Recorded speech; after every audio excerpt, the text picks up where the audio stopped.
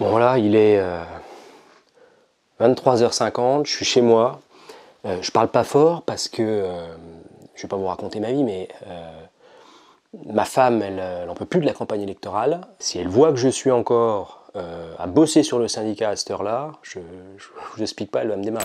Mais non, je plaisante, il n'est pas 23h50, on n'est pas en plein milieu de la nuit, je reprends tout de suite. Par contre, ce qui est vrai, c'est que c'est la toute dernière vidéo, les collègues. T'as pas oublié quelque chose là, Stéphane?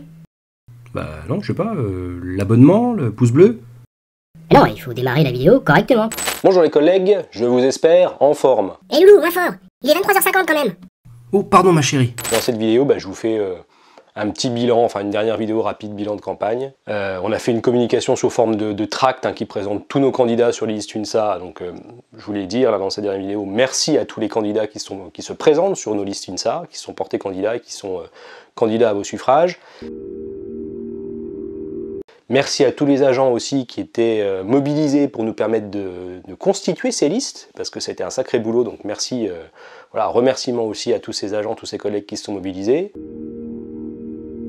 Vous dire qu'on a fait une communication pour vous expliquer ce qu'on avait obtenu sur les 4 dernières années, sur le mandat qui s'achève là, ce qu'on avait obtenu dans les instances de dialogue social.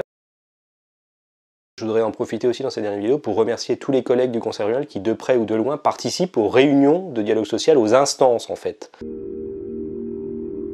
Parce que vous vous dites peut-être qu'en face de nous, par exemple en comité technique, il n'y a que des élus du Conseil régional, que des conseillers régionaux qui siègent en comité technique. Mais en fait, non.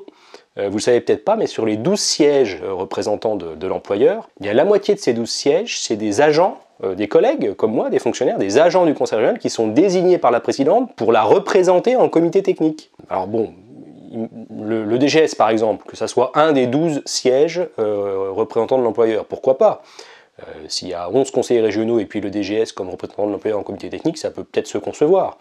Mais là, au comité technique, par exemple, on a 5 collègues directeurs, qui sont directeurs en plus du DGS, qui sont les porte-parole, les représentants des élus au comité technique, qui sont nos interlocuteurs au comité technique. Et cette situation, elle conduit parfois à ce que des collègues, des agents du conseil régional se sentent visés quand je bataille contre les représentants de l'employeur en comité technique, quand je proteste sur un rapport, mais ces protestations, elles ne remettent pas en cause le travail des agents du conseil régional, je le redis là, les collègues des RH, les collègues de la direction des lycées, les encadrants du conseil régional, les chefs de service. Je pense que vous avez compris. Une solution peut-être à ce point que je soulève là, c'est que les représentants de l'employeur, de la présidente en comité technique, ça ne soit pas des collègues fonctionnaires, des collègues directeurs, que ça soit uniquement des politiques, uniquement des conseillers régionaux qu'on a en face de nous, ça éviterait parfois les ambiguïtés, et puis parfois que des collègues se sentent visés par des revendications un peu trop fortes de l'INSA.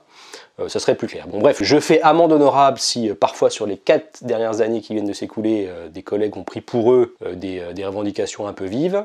Ça a pu parfois secouer des collègues des RH par exemple, donc je voulais le dire là, c'était pas contre vous, c'était contre les représentants de l'employeur. Ce que je voudrais dire aussi là, le DGS du Conseil régional, il est donc désigné par la présidente pour siéger en comité technique. Et donc quand il siège en comité technique, il devient quelque part un politique, puisque c'est la voix de la présidente. Et quand je regarde un peu le bilan des 4 dernières années, c'est vrai que parfois il a pris cher. En même temps, c'était notre interlocuteur en comité technique, donc à un moment donné, si on ne peut pas faire le job, ça va devenir compliqué.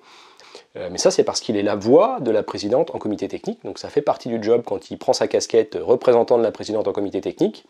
Mais ce que je voulais dire, c'est que j'ai un profond respect pour le directeur général des services.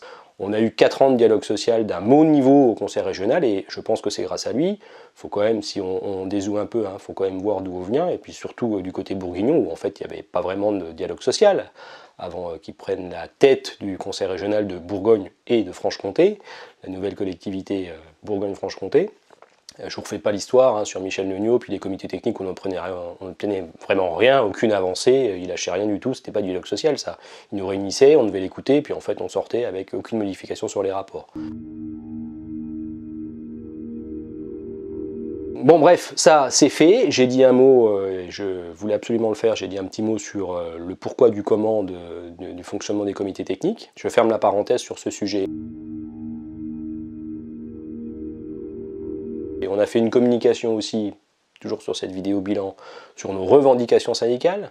Enfin, quand je dis nos revendications, c'est vos revendications syndicales, puisque c'est vous qui nous avez fait remonter ces revendications qu'on porte aujourd'hui en votre nom, et donc c'est dans le document que vous avez normalement reçu.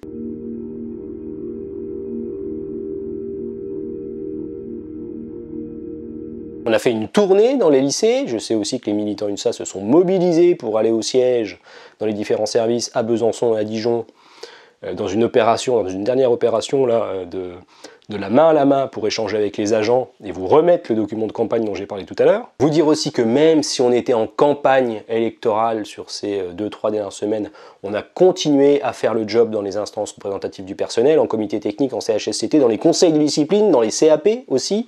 Vos représentants du personnel ont continué à faire le job. On a continué ces 3 dernières semaines à conseiller les agents dans leurs problématiques individuelles. On a fait le job. Bon, bref, ce que je voulais vous dire, pour finir, on verra si on sera encore là le 8 décembre à 16 h au moment du résultat, du vote, de vos votes.